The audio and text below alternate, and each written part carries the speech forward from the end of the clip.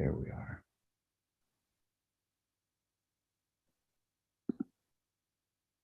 Okay. See what you see on my screen. Let's go right here. All right. Can you see my screen? Yes.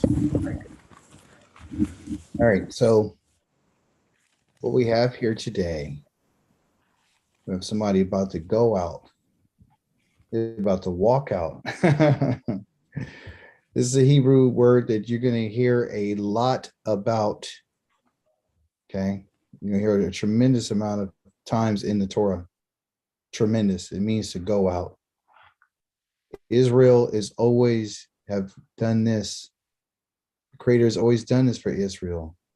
Of course, this is what they would call a yod, as you already know. Or they may call it a yud. No difference. Yud, yod. And then that's Yah right there.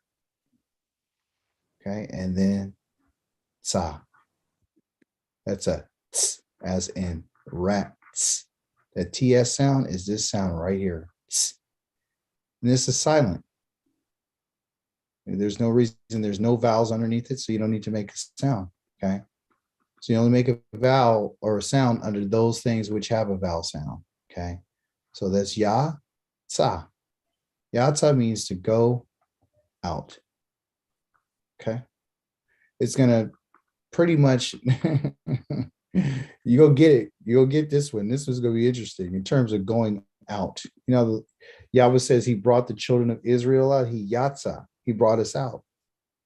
And it's something that has to happen, and it happens organically. It says the earth brought forth, and we're in verse number 12 of Bereshith, okay, chapter number 1, which they call chapter number 1. Again, in Hebrew, there are no chapters. There are no chapters. There's lines, but there's no chapters, okay? So when we talk about the Torah is written in the scroll format, okay? It's just a scroll. And the scroll just has, line upon line, words and words and words in there. And there's never what they would call a chapter. So often you get confused. They use chapter numbers to reference things. Okay. But in the original scrolls, there's no chapter numbers. He didn't go, this is chapter number 1, this is verse number 12. So for us, we're just using it to kind of, find out where things are, basically, markers. So the earth brought forth grass. This word right here is Yatsa. That's it. Yatsa. Yatsa. Yatsa. Yatsa. Yatsa. Yeah, Yatsa. So this is what this is doing. It's just it brought forth. It means to come out. Okay. Plants, each yielding its own kind of zera. Okay. Wa, eights, and each producing its own kind, which is min of zera. Okay. And that's what? Peri. Okay. And Elohim saw, okay, that it was tov. That's good. So the idea of something being brought out or something coming out of something for Yahweh, he says that it's good. And what's good about it is there's what they will call an expectancy, and everything that has a certain type, a kind of seed is supposed to, which is called min, is supposed to bring out its own kind. Okay. This is the whole thing about mixing with a whole bunch of other people that God told you never to mix with. This is why he doesn't want us to mix things that we wear, like we don't have a choice here. He wants us to be about it. If you're going to be linen, you need to have linen everything. You don't mate a donkey with an ox. Okay. And neither do you take that same donkey, okay, of its kind and yoke it to an ox. Why? Because they're different. They have different personalities, different behaviors, so you can't do that, and also too, one would be a little bit slower and they have nothing in common. We say, well, they both do labor. Yeah. But in terms of their character, they don't have nothing in common. Just like you and I don't have nothing in common with the nations. There is nothing that you and I have in common with them.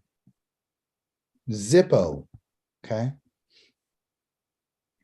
Now here's the mind blower. The action is issue. Okay, that's what it's doing, is issuing out. The concrete is excrement.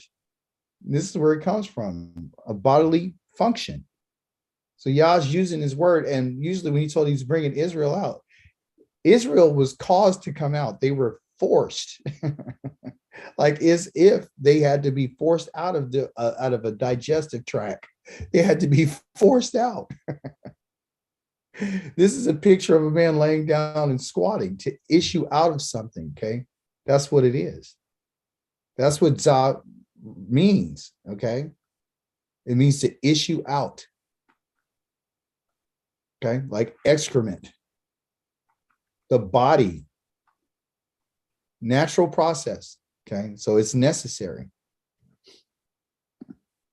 So you can see how the language itself is literally, or it's literally organic. And that's why it's hard for people to understand, because if they don't understand the body, they don't understand the mind, they don't understand the senses and the functions, they'll never understand the language. They'll never understand it. So from now on, when you think about yatsa, you think, okay, do I yatsa? Yeah, yatsa, going out. It means to go out. It doesn't mean to come in, it means to go out. Okay. Our next word, I'm going to give you a couple of clues right here on how to say this. That's a okay. This little dot right here is an I, as in it. Focus on the I sound. And then this is a SH because it has a dot on the right side. And this is an SH because it has a dot on the right side. Okay. This right here is another I sound, as in it or kit it. Okay. So if I had to remove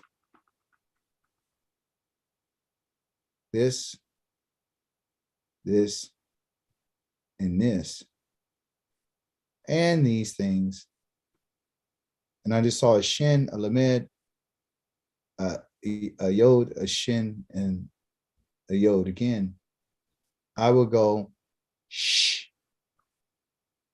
It's the first sound I would make. Shh. As an L. And but I got this next to it, so I'll combine these two together. So there's le, and then sh, I, sh, I, sh, li, sh, shalish. That's how you say this word. Sh, li, sh, I, sh, li, sh, shalish. And shalish means third, okay, in what we would call a ordinal number. If it was a cardinal number, it would be shalosh. So sometimes when you hear shalishi is shalishi, you're talking about the third, like the third day. Very important day. Very important. Very important. And when you hear shalosh, that would be the number 3. Meaning there's 3 of this, there's 3 of that. Okay. So shalishi. Okay. Not shalishi. See, a lot of times we take this here and make it to 2 E sounds, as in B or as in, T, or something like that. But grammatically, it's going to be these 2 E's represent an I sound, a long I sound. I, as in it. You get your word it or it. Okay. Shalish, shalish, shalish. Okay. So you got to practice that. It means the third. So what are we talking about now? I guess the third day of the week. Yeah. So how do you say day? Yom. Yom. Yom what? Shalishi. Shilishi. Yeah, Shilishi. So Yom Shilishi is the time where we do study. So we have that on Yom Shilishi, and we do study on Yom Kamishi, okay, which is the fifth. Okay, so you'll get used to these words, and then if you want to, do a study on your own, go to Google and put in Hebrew numbers on days of the week. It'll be Rishon, Shani, Shilishi, Revi'i, Kamishi, Shishi, Shavi'i. Okay, so Shishi is the sixth, Kamishi is the seventh, the fifth, and Shavi'i is the seventh. Okay. So the name of the seventh day is not Yom Shabbat. It's called Yom Shavi'i. But Yah then says something about it and says, I'm going to go ahead and I'm going to set this day apart. I'm going to make it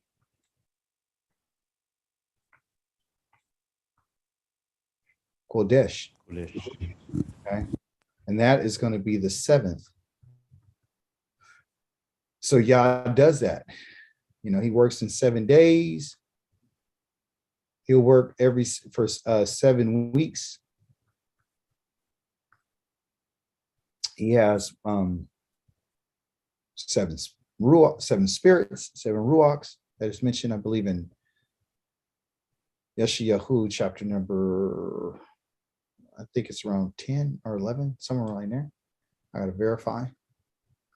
But the idea of the 7 is to make an oath, to make an oath. And so when he said that I'm going to make this kadosh, I'm going to set this day apart, it's different than any other day. It's different than any other day.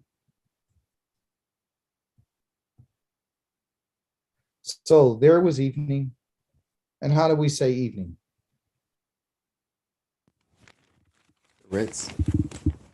Very good. Very close. It's Erev.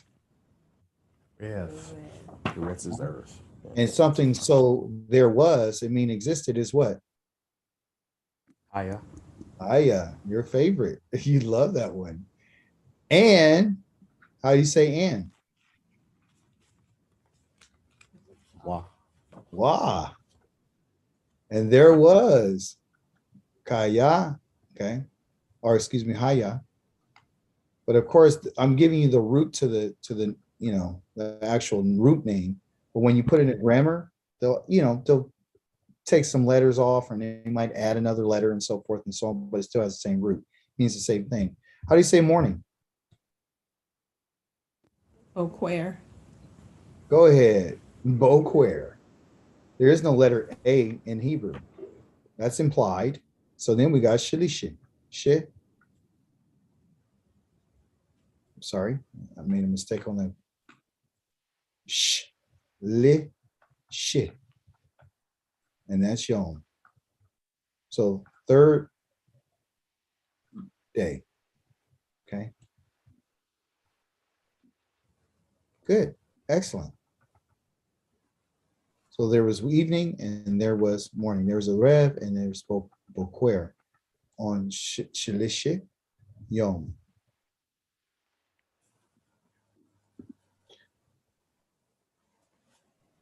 All right. Here's a little bit of information about this as well.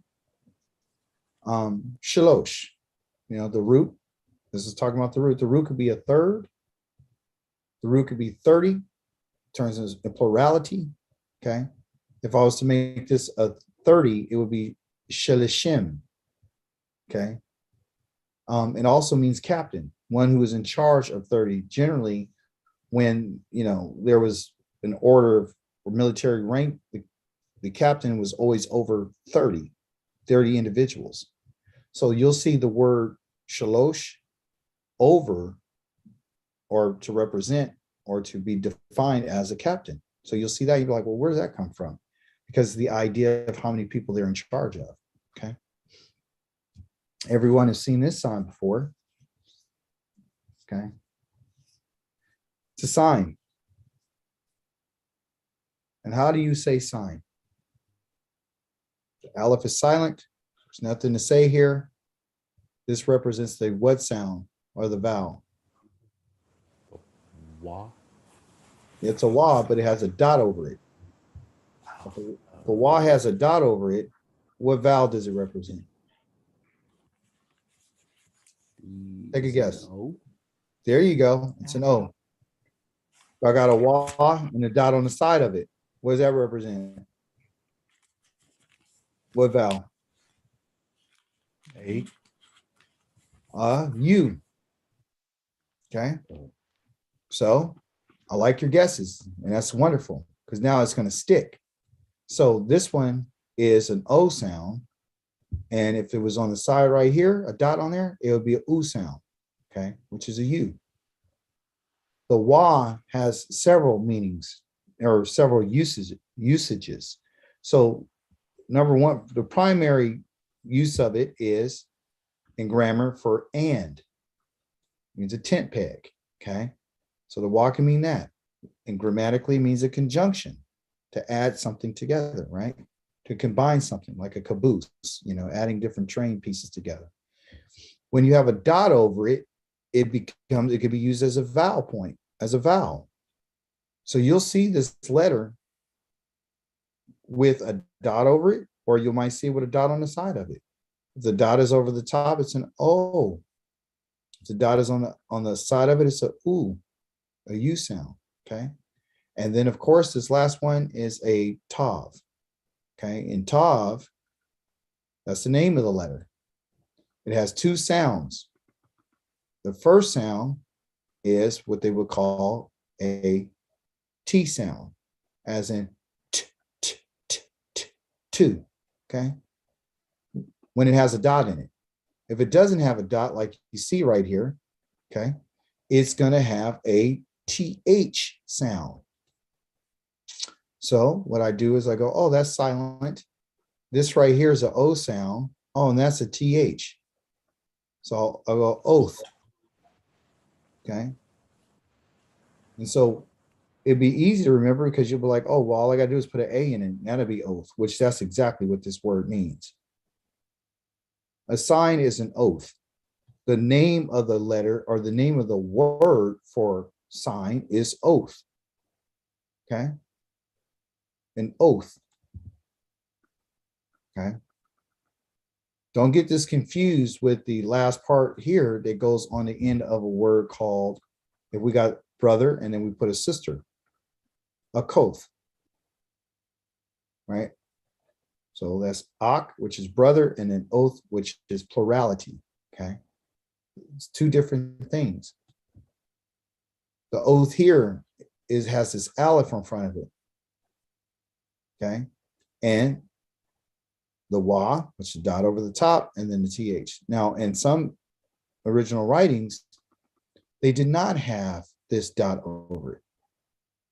So the question would be, well, how did they know whether this was an O sound or whether it's a U sound? According to the study, or according to scholarship, it says that the Masoretics and Tiberius, they said, we're going to put this dot over here, okay, because that's what's called a nakud. We're going to put this nakud right here because we know we don't want to lose the pronunciations of our words, because over time everyone's going to forget because things change. So what we want to do is make sure that the language doesn't get botched up. That's why these vowel points are here, is to protect the integrity of the language, so you can remember how to sound something out. So it'd be, if there was no dot right here, someone will go awath, wath.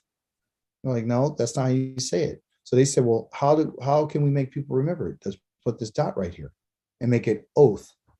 We'll make this silent and we'll put this O sound, and then they'll know what that TH is, and then we'll be able to preserve it. So when you say sign, you say oath. Okay. And that's over about 2,000 years ago. Was the sound different? Probably 4,000 years ago, more than likely, probably. But over centuries and centuries and centuries, things have changed. I mean, even the letters that you and I are looking at right now are not the original Hebrew letters. These letters are what they would call Aramaic script. Okay, they're Aramaic. There's not Hebrew script. Our Hebrew script has animals, shepherd staffs, markings for Tav, the Wa is a tent peg, So very similar, but this is our original deal. We're cultural. We based everything off of agriculture. So what they've done is taken these letters and they changed them and formed them to fit, and then they represent, the letter Aleph. Why is this letter this way? As you can see, the first part is this part. Then you got a horn here and you got a horn here. It used to be this. So they morphed it to look like this. Okay. Over time. But what do we want to focus on? We want to focus on how to say it and what does it mean. It's a sign. It's called an oath. That's how you say it. Oath.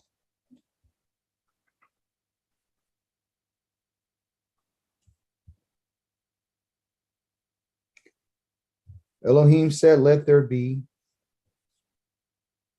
How do you say light? Or. Okay. This is lights. We'll get to that, but I want you to get the basics of it. Or is going to be the root. I'm caring about the roots. I don't care about the grammar at this point. I just care about the roots. In the, how do you say the? Is it ha? There it is, ha. Okay. Elohim said in the dome. It's our friend. What's her name? Starts with an R. Raquia. Raquia. Yes. And the heavens is what? Ashayim. Shamayim. Shamayim. Uh-huh. And El, or excuse me, I just gave it to you. El, meaning two, okay? Divide, Havdil, Ha, how do you say day? Yom. Yom. What letter do we use from? I'll give you an idea. You got to go from your tent to go to the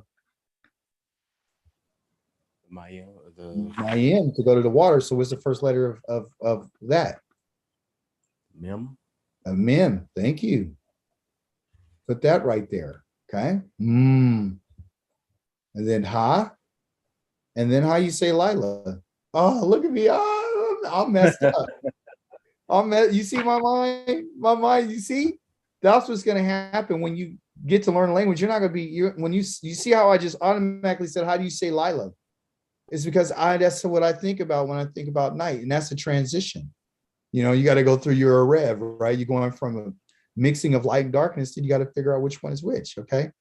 And then let them, okay, be for what? Oh, yeah. And then we got seasons, and then we got yomims, and then we got Wa again, and then we got here, which is called Shana, okay? So the more you familiarize yourself with this, the better off you're going to be. It's going to come to you. I swear to you. You'll be looking at something and say, that doesn't say that. It says or. And everyone wants to make it hard. When you look at I don't know if you've seen it, but on YouTube, this Hebrew Jewish lady that gets on and says, hey, you'd like to come to the Hebrew Institute? One of the first words we would like to teach you is called or. Or means light. Have you seen that? Yeah, I seen that. And they get you all juiced up like, whoa, right? And then I go, okay, then I call this $1,800. It's like, okay, that's okay. I'll learn that on my own. Where'd they get that from? They got it from Better Shit, okay? All right, so what does this oath mean? That's what's important. So oath is a sign. And what does a sign mean? Well, agriculturally, because it's connected to the culture, and it's an action. Remember this, the Hebrew language is very active, you guys. It's not stagnant. It's very active. It's alive. Because it has to be alive because you're using your senses. You're using your eyes, your nose, in your hands and your fingers and your toes, your touch, your smell, your hearing, your eye, your sight, using all five senses, your taste, in order to make this language come alive. It's attached to everything that's with our body. So the action of this is to plow, and the concrete of it is a mark. Okay. To plow agriculturally. And there's a mark. So the letter Aleph represents an ox. We all know that, right? Strength. So this ox is connected to this next letter, which is the Tav, which is this one right here. Okay. And so, all right, so what here, look, listen to this, and then look, and then we put that wall right there. So that wall is the tent peg. It's put in between these. But right now, as it stands, the only two letters that they're representing as the root is this Aleph and this Tav. Okay. So the Aleph represents the ox. The Tav represents two crossed sticks like this, like a mark to, place a mark on something, which were used to make a sign or a mark on somewhere at a distance. So can you bind these two letters together, and it represents an ox moving towards a mark? Little example, let's say, let's change this up right quick. Let's make this our mark, okay? And over here, you and I have, we're the farmer. So we're going to take our ox right here. Okay. We're going to move him down the path to this mark right here. He has to stay here. Okay. So what we do, where we're located, we're standing right here, walking behind him. Okay. And we're leading him. Okay. And we're making sure that he's being led straight to this area. Of course, my line ain't straight. Okay. But you wouldn't leave him out there by himself, because if you left him out by himself, he will veer out and he go up and he go down, and then he might miss the mark. You see? So everything about this language and about our culture is staying straight. So in order to have a mark, okay, which is a good concept to think about, we want to move towards something. Okay. And the only way that we can do that, okay, and towards means a shepherd's staff as well, which would probably be in their hand to say, okay, stay right here, or they would be controlling the ox because you put the staff upon their neck, which is a yoke.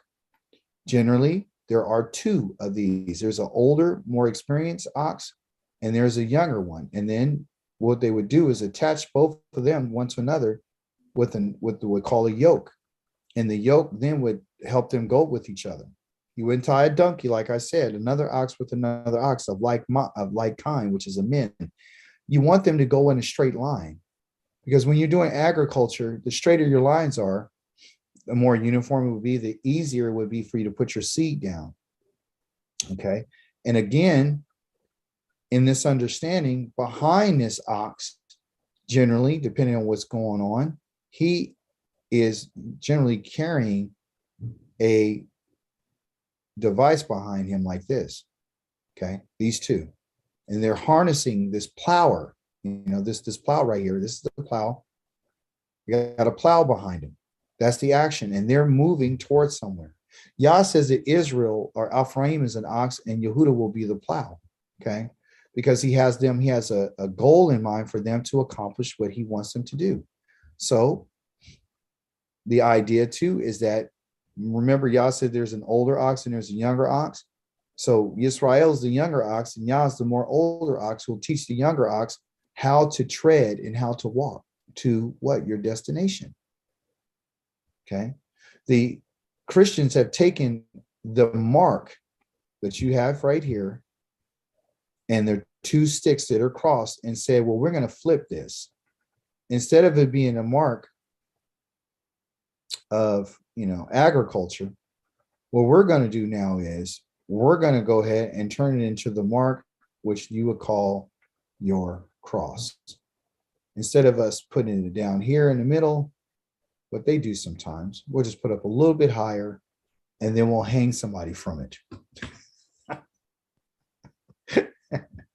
And this is your mark now. Okay. Right. It's a cross. It's still a T. Okay. And then it's the mark that you need to look towards. And for you need to move towards the cross so you could finally get it. Well, that's not what that's religion. See, that's for your spiritual, for your soul. So y'all say, no, I'm using agriculture to talk to my people. This is the reason why I brought you to your land, because I'm using the land to talk to you. I'm using the animals to teach you. See, look at the creator. Isn't he wonderful? I'm using harvest and reaping and sowing and to get your attention. I'll use the rain to let you know that you've been obedient and I'm happy with you. If you don't do what I say, I'll cut the rain off and you won't get any water. You'll have less in your harvest, and then I will get your attention. He's like, wait a minute, what happened to the harvest? Oh man, somebody's been messing up. You see? So abundance and blessing for us is all contingent upon our obedience, which has to do with the land. That's why all these letters, this was what Yah designed it. He knew that the way that we would communicate is going to be through language. He understands that. That's how he built us. That's why he speaks to us. That's why he allowed things to be written. It's because that's how we're going to communicate. But ours is deeper. Ours has to do with agriculture. God talks not only through words, but he shows us through animals, through land, through grass, everything you've been learning about Peri, the fruit of the land, the seed in it. We find out about prophets because it's the seed that's hidden within. We find out about, the Mayim because we understand there's two of them. They're divided, the ones above us and the one below us. So when Moshe is calling for the heavens to be a witness as well, he's saying, if they don't do what Yah says, you guys know what to do. You guys know not to cast any water down on here for them. Like he says in Deuteronomy chapter number 28, I forgot what verse it says, but he says, if you don't do what I say, I'll make your heavens like bronze and I'll make the earth like iron. You understand? Either reverse, one of the two. Some's going to be very difficult. Yeah, it's going to be very, the heavens are going to be the bronze, the earth is going to be iron, meaning you're not going to be able to get nothing out of it. It's going to be dry, like we saw in Yabashah, like Yabba Dabba Doo. This is what happens. Okay. You and I should understand that Yah is talking to us through land, and he talks to us through people, and he lets us know the people that you see, and you should know who they are by the way they dress and the way they think and the way they act and the way they behave. That's what I'm telling you. You'll know that a person is wicked based on what they're doing. Not abstractly where you're trying to figure out if they're wicked. Yah gives the clue to you. Who should you hang around with, who you shouldn't hang around with? Okay. With their eating. You don't have to say anything. Go to a restaurant with your friend and they go order on the menu. They'll order some shrimp and some lobster. That should tell you something. He'll tell you one or two things. Number one, they don't know the Torah. Number two, if they did know the Torah and they're Israel, they're wicked. Okay. When plowing a field with oxen, the plowman drives the oxen toward a distant mark in order to keep the furrow straight, meaning the lines. Okay. A traveler arrives at his destination by following a mark. There's what they would call benchmarks. You have it in business, you have it in construction, you have it in any kind of teaching. It's always going to be, you got to hit a certain level, certain mark. So an agreement or a covenant by two, where a sign or a mark of the agreement is made as a reminder to both parties. So we have several reminders. We have several signs that Yah has given that's in the earth and in the body. Okay, so the first mark that he gives, or the sign or the oath that he gives, is what we call the rainbow. The rainbow was used to tell us what? Somebody tell me. What did Yah decide to use the rainbow for? Sign. Huh? Sign. He said it's a sign for what? To tell us what? What was he telling Sign us? never to destroy the earth by water again. Yes. And he's talking not only to us as human beings, but he made this commitment to everything that's living on the face of the earth, both animals and human beings. He said, I'll make a covenant with you. Every time you see the bow in the sky, is to let you know that I make an oath with you. I will never destroy you like that again. Not with water.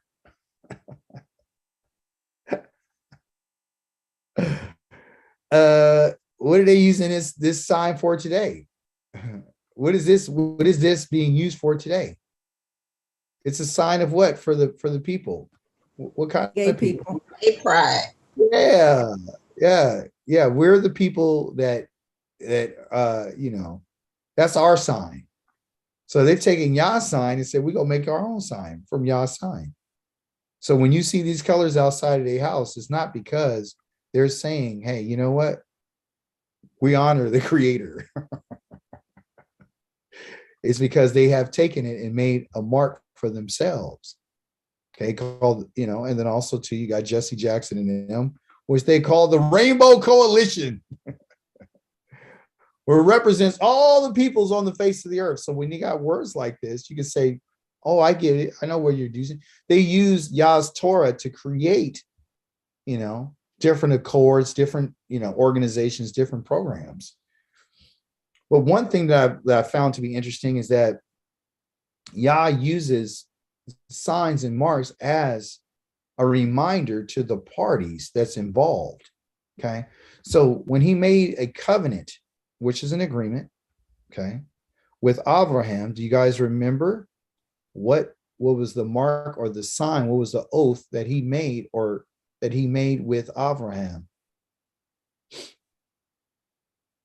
Circumcision. Thank you. He made circumcision with Abraham and his descendants to prove to them as a mark and a sign, as an oath, that guess what? I'm your Elohim. Okay, that's our sign. That's the clue.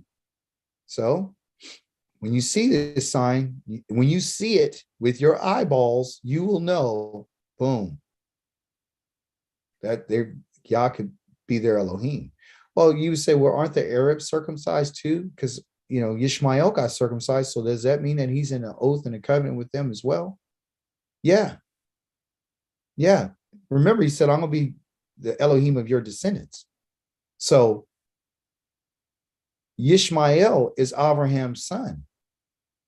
And he said, well, once you let Yishmael rule, Yah said, no. I'm not going to let him rule. I'm going to let Yitzchak rule. He's not going to rule. Okay. So I'm going to establish my covenant with Yitzchak. I'm going to establish this about me being their Elohim. But I will look out for your son because he's your son. I'll look out for him, And that's why they call Yah Allah, and they get that from the mighty one.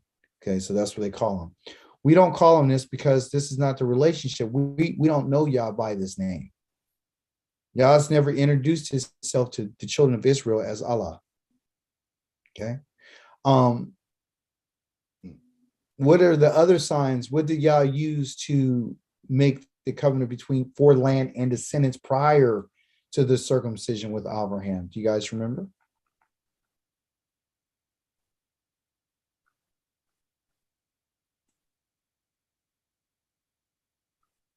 Five types of animals. Okay. And they all, except for the birds, were 3 years. And they say 3 years old. In my Hebrew studies, I found that he's really saying these animals had to go through 3, which is shalosh, 3 cycles.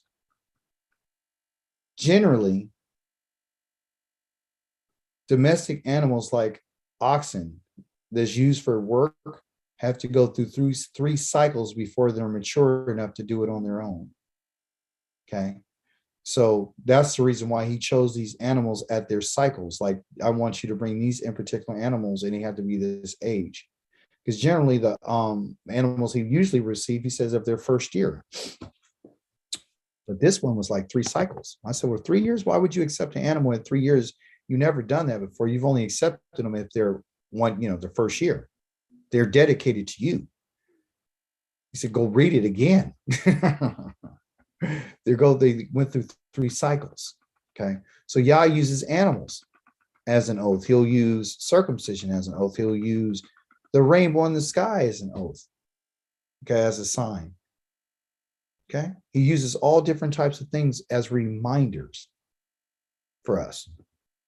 So what would be the oath for us that we're in a covenant with Yahweh? Children of Israel. The Shabbat. Boy.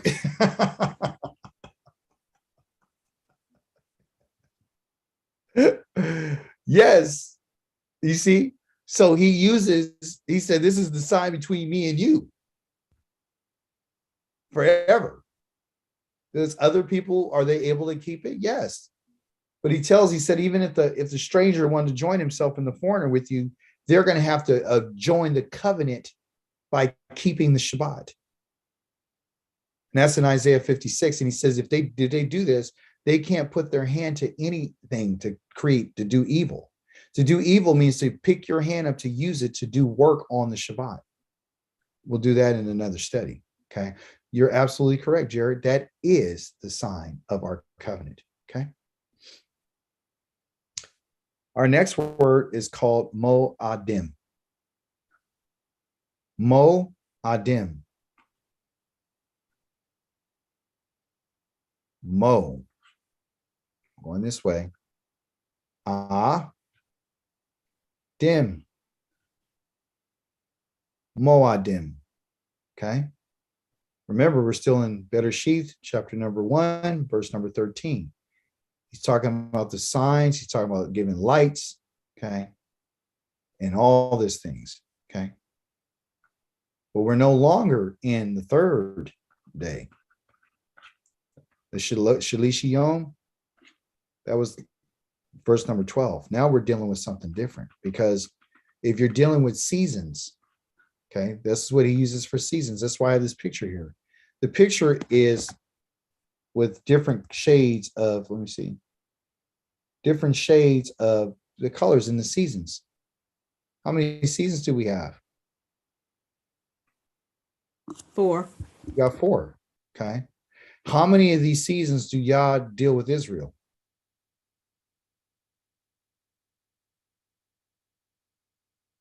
Is it 3? 3. Yes. So when does our season begin? Spring. Yes. Okay. So we go through the spring. Okay. Then what the next season we go through is what? Summer. I'm gonna clean this up. I don't like the color I use there. It contradicts what I'm trying to prove here. Spring. The next one is summer. And the next one after that is what? Fall. Fall. Oh, Okay. These are the seasons in the Moedim when Yahweh says that I want to meet with you. How many times a year does Yah say that I want to meet with the children of Israel, with the sons of Israel? 3. 3? How do you say 3? Shalishi? Oh, good try. I'm sorry. I introduced you to the other word. It wasn't part of it, but it is shalosh. Yes. Okay. So shalosh. All right. So I want to meet with you in spring, in the month of Aviv. Okay. I want to meet with you in summer. Okay. So this is probably around the 3rd or 5th month between those times. You say 2nd, 3rd. It's just between, no, I think it's the 5th. Yeah. And then I want to meet with you in the 7th month. Okay. That's when I want to meet with you. And I have festivals at these times. Somebody tell me some of the festivals. What's the first one that you have in spring? Aviv. Pesach. What's the next one?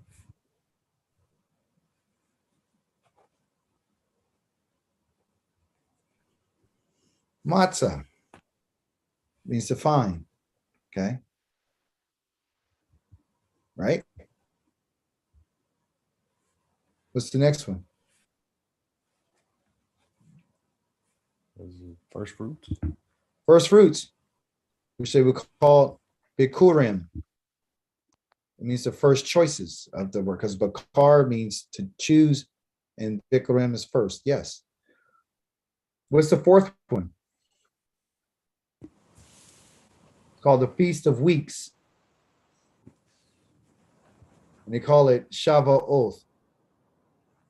Okay, which means 7 weeks after first fruits. Okay. What's the fifth one? Yom Kippur. Yom. The day of blowing the trumpets, Teruah. What's the sixth one? Tents. Yom Kippurim or Kippurim, I mean the Day of Atonement. And the other one is what you just said, Jared, which is called Sukkot, which they would say the Feast of Tents or Tabernacles. Okay. And all these, out of all these festivals, Yah says, I want to meet with you on 3 of them. So what are and he says, when you come to me, you better not show up empty-handed. You better have something in your hand.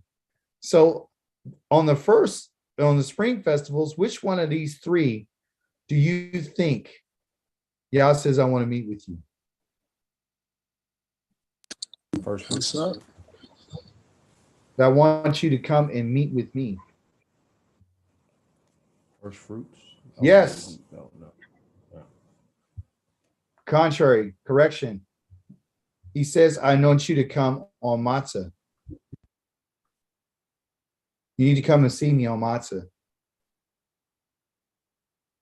That's where you need to come. Okay.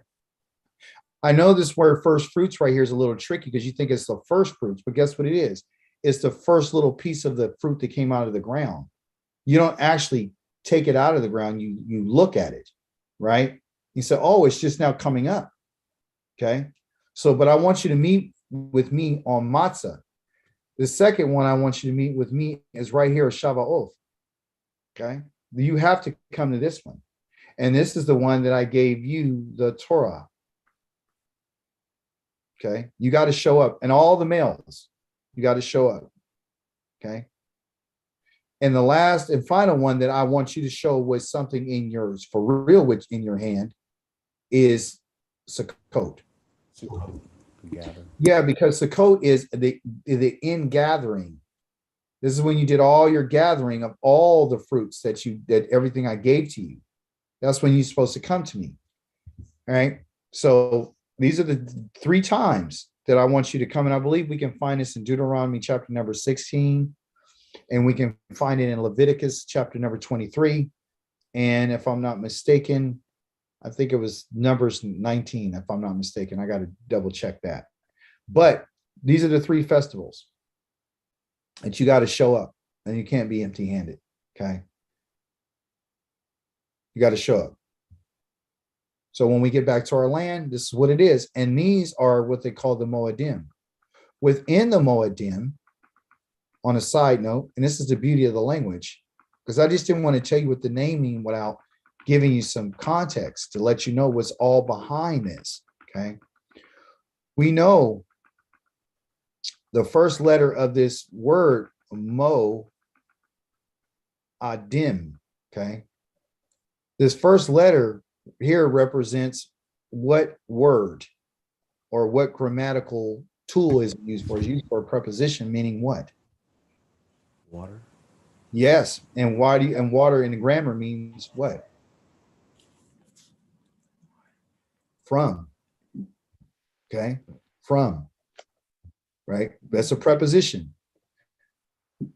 This O right here is, well, tent peg, of course, but and it's O, but also and it means a present tense. Okay.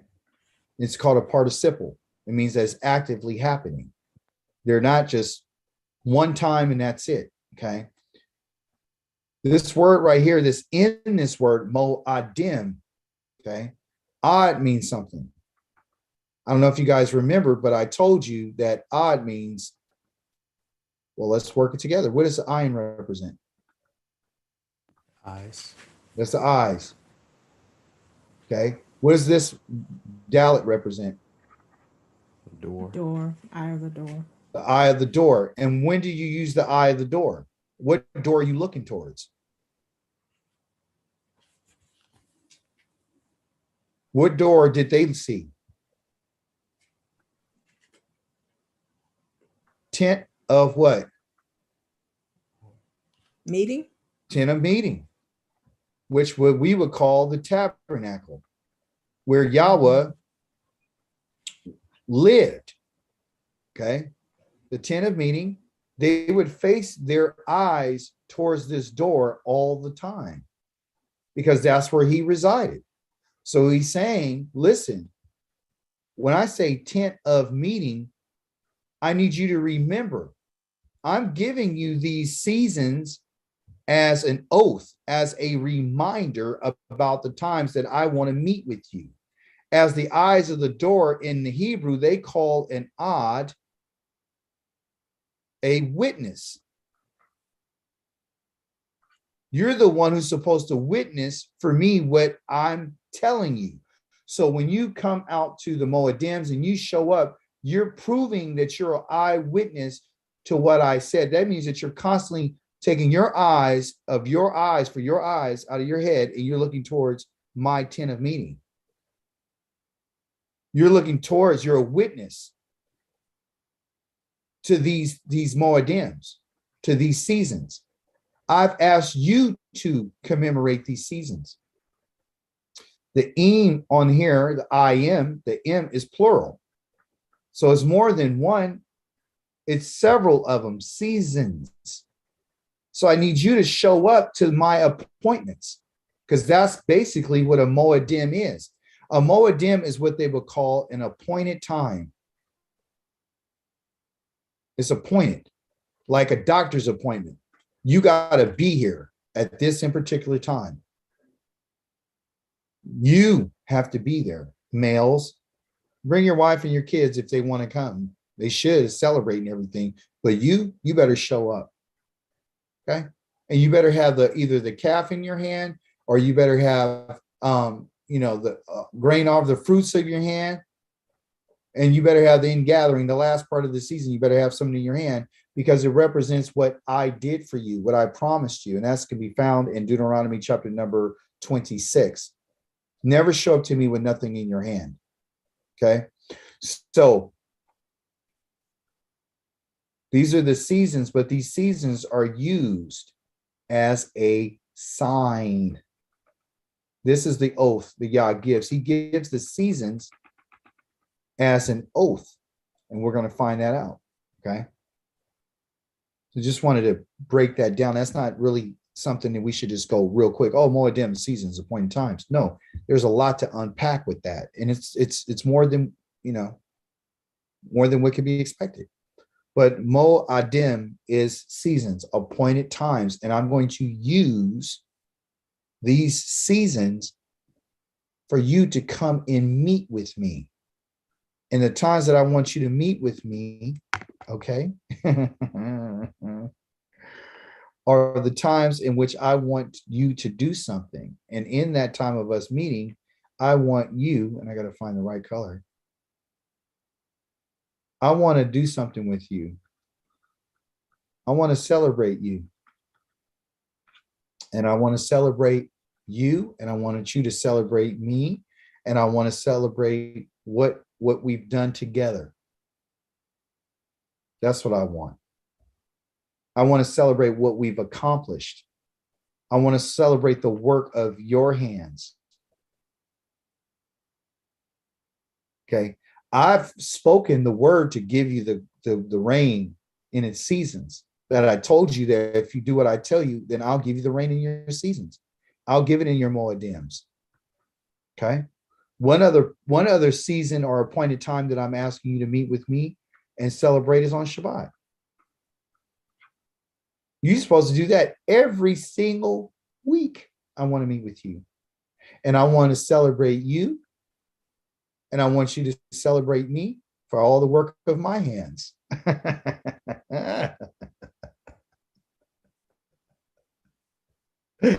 Do you guys see the relationship? It's clear. Isn't this beautiful?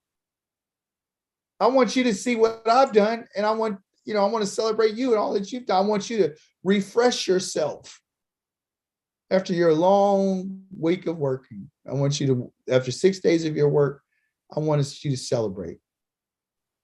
And I want you to celebrate in front of me.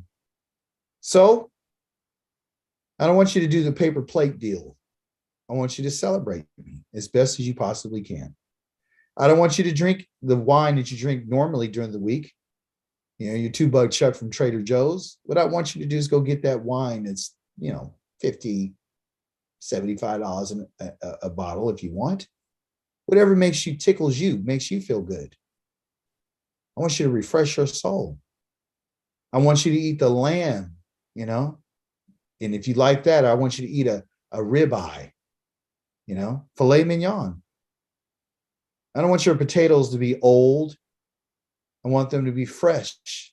And during the week, I want you to pick those things up along the way. Think about the Shabbat all during the week, and so it could be something you could look forward to. If you eat dairy cream, then I need you not to eat that. I want you to go get some Haagen-Dazs.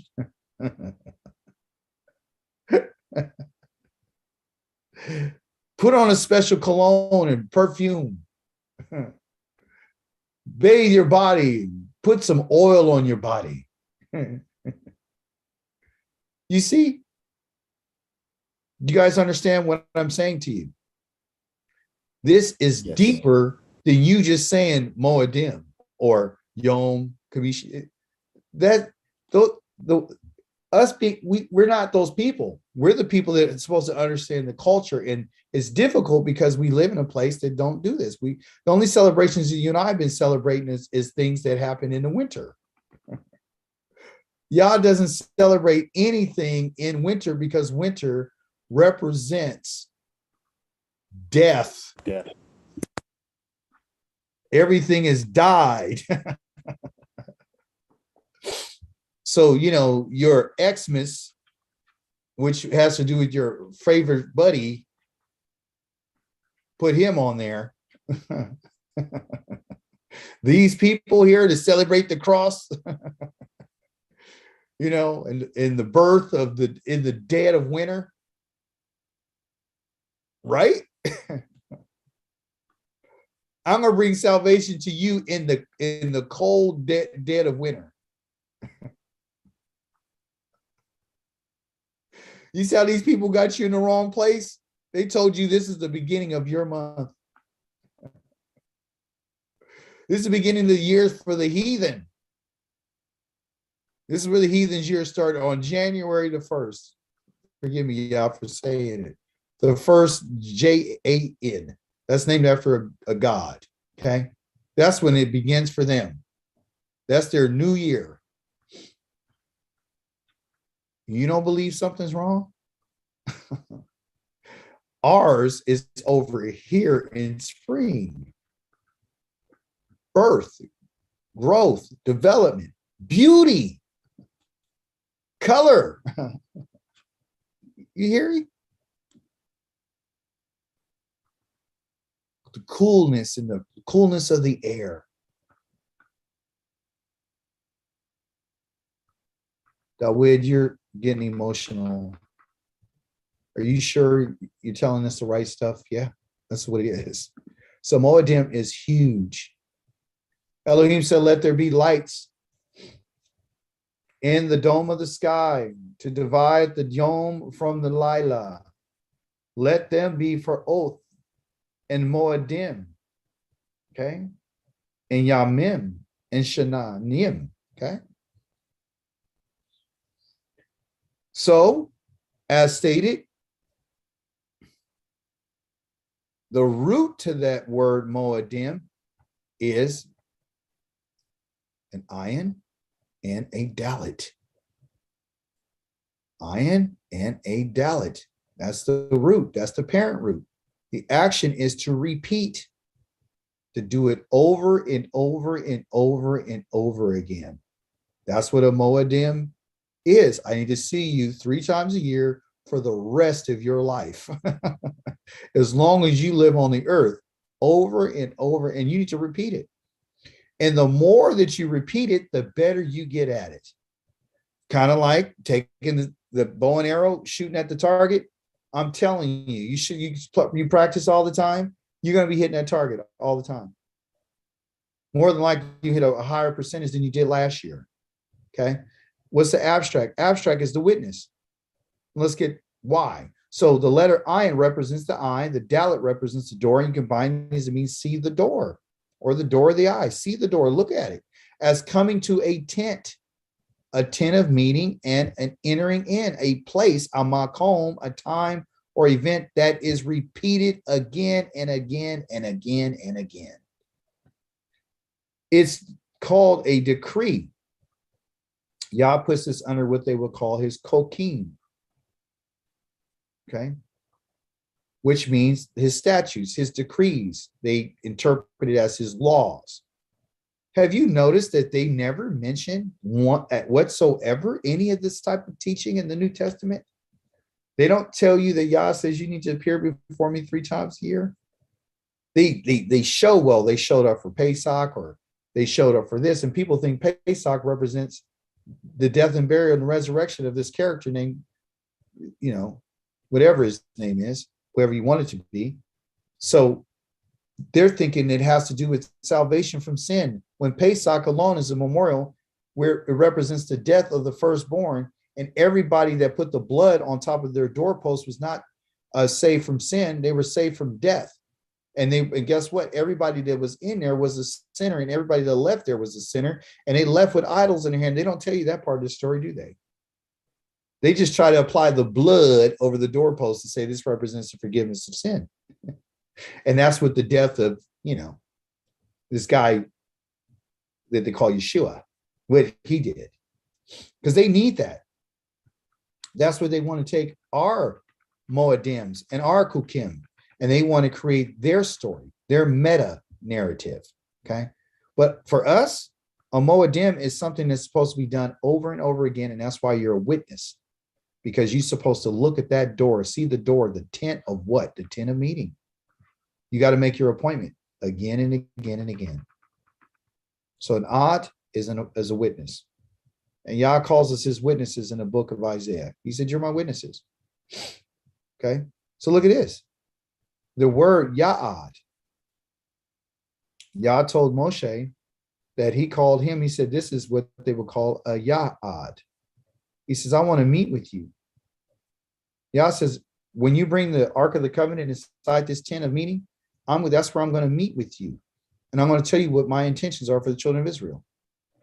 You have an appointment at an appointed place, which is Yerushalayim, at an appointed time and a certain month and day and a certain event that is repeated, such as a monthly and yearly and feast. But they didn't include, but it's also weekly, which the Shabbat in Leviticus, Vayikra, chapter number 23, will tell you that these are my appointed times. And the first one that he mentions is Shabbat on a weekly basis throughout the year.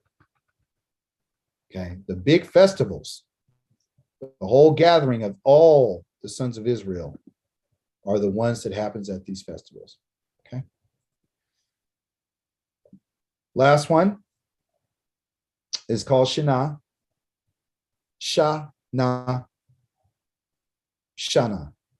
Probably hear a couple of women named Shana. I know a couple of friends I have named Shana. So Shana, okay, is year. Put the calendar here for you. Of course, this is not our calendar anymore. You know, this is gone. It's really 2022. The time I did it, it was 2020. Anyway, Shana means year, you know, the different months. Easy to remember, Shana. And what does it mean? It has an agricultural meaning. Everything does is an active language. Elohim said, let there be lights in the dome of the Rakia of the Hashamayim to Havdel the Yom Meh from Ha the Laila, and let them, Hahi, exist for signs. How do you say signs? Give me a root. Oath. Oath. Give me seasons Moedim. and days. Yom. Yomim. Yeah, you say Yom or Yomim. Okay. And last but least, Shana. Okay. Years. Yes, years. Okay. This is where it comes from. Remember, everything has a meaning, it's active, and it has to do with our bodies too. Shh, nah. Okay. Action, sharp. Why? Because it's your teeth. The letter shin, shh, represents teeth, two teeth. 1, 2 to two teeth, okay?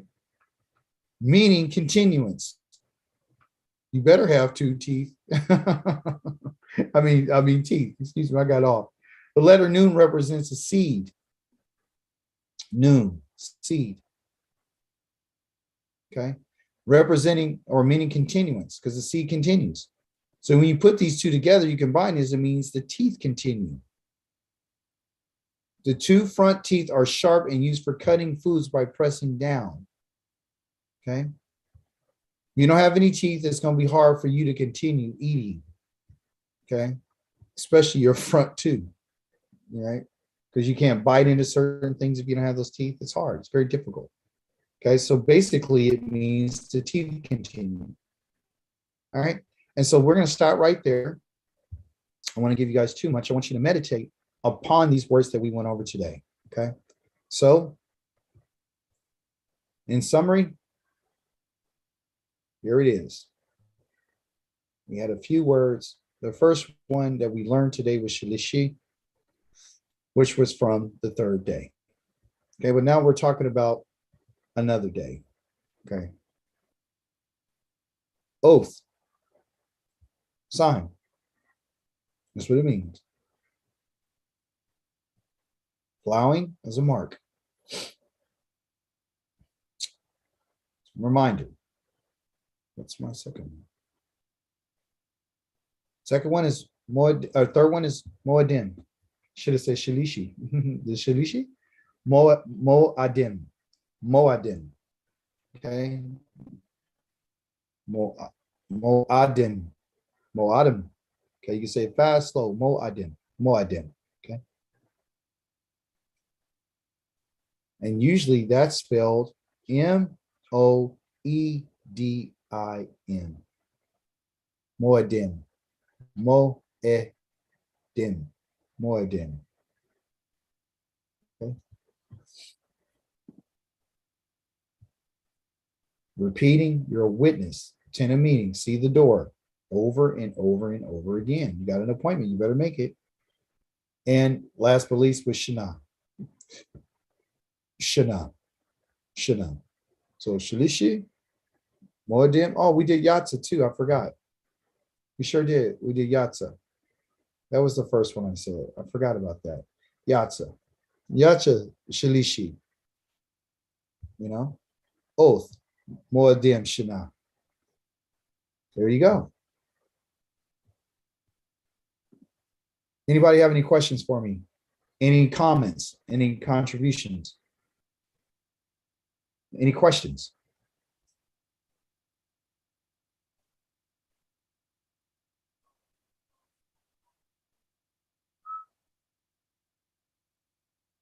No? Okay, well.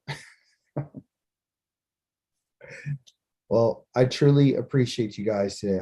I'm honored to be your teacher in Hebrew, and I hope that this lesson was